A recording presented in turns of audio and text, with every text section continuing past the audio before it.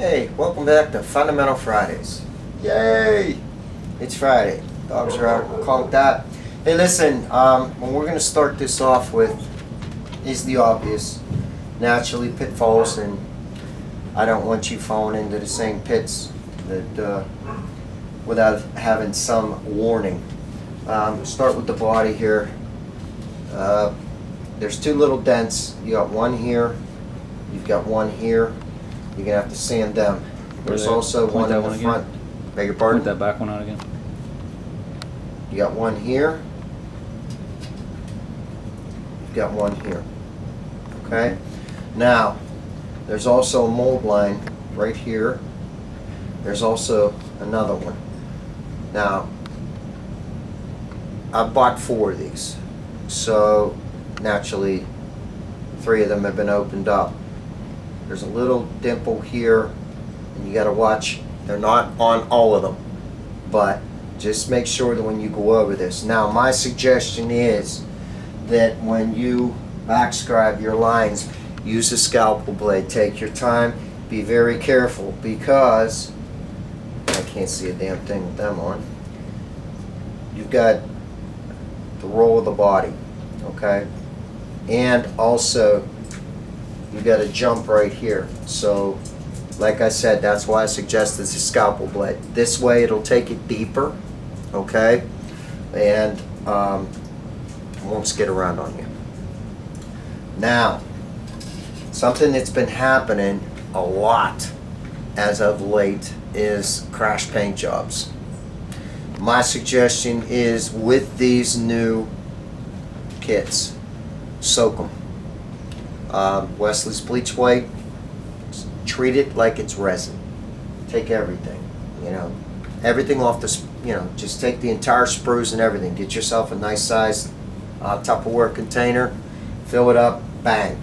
Some of these guys have actually scrubbed it down with Dawn dish detergent, just like I do, and it's come back and haunted them. Evidently, there is a polymer release that's being used so that it doesn't screw up the molds, but what's happening, it's getting on the bodies, it's getting on the kits, parts and everything, and it's not a good thing. How long do you think to leave it in the bleach white or whatever? 24 hours. 24 hours. And then scrub them with Dawn. Pull it out, take a toothbrush under warm running water, scrub it down with Dawn, let it air dry, and then you go from there. Now, I will tell you this much, and I think I mentioned this in a previous segment on this, as to what's coming. You're going to have a lot of sanding, okay? Now, that's most of the kit parts. Just about everything's all painted, been all prepped up. You are going to have a lot of little mold lines. Be careful when you're sanding too, because some of this stuff is pretty fragile. And, you're gonna have problems if you're heavy-handed with it. Now, another thing that I found out too, on these wheels, best thing you can do is to cut they're coming with it looks like a spoke, okay? There's 2 ways of getting around it, and the easiest way that I've found is I just cut them down, and then it goes in. I was playing around a little bit, and I split one of the tires.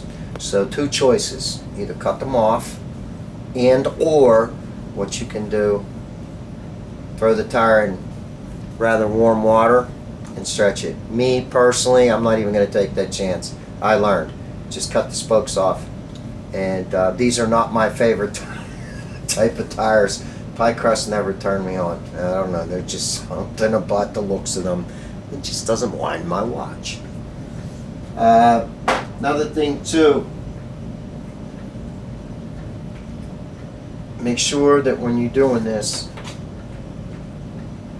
you got to be careful, because some of these parts are tiny. Make sure you keep track of them.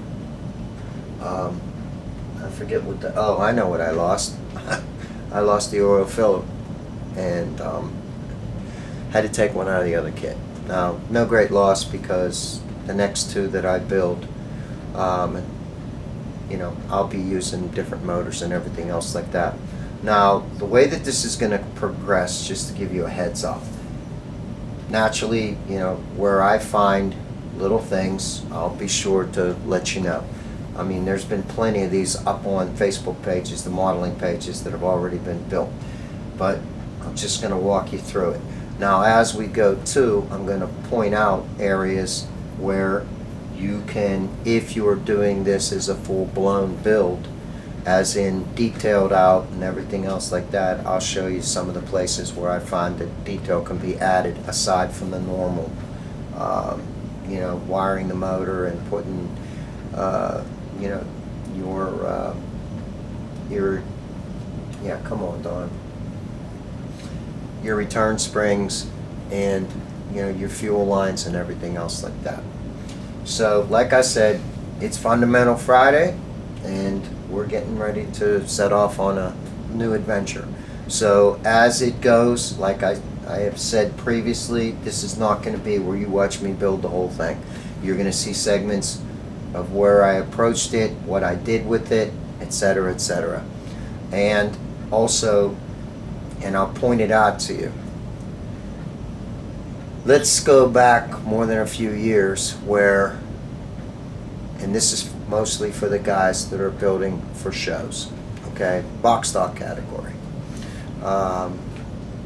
You go to the shows when the kit was first released, which was the Revell 41 Willys, you might see 20 or 30 of them on a table. And the trick to box stock is getting the most out of it by taking a few steps upwards. And this way, you're not going to have a car that looks like everybody else's. And that I found out years ago that is the best way to approach this, especially because you want it to be different from everybody else's. And that's what we're going to shoot for. So, that's all I got for you today. Yes, it's short but sweet, but hey, we're off and running, and hopefully you guys enjoy this. So until next Friday, enjoy your weekend. God bless from me and Jake and Lone Wolf Custom Painting. I'll catch y'all down the road. We're out.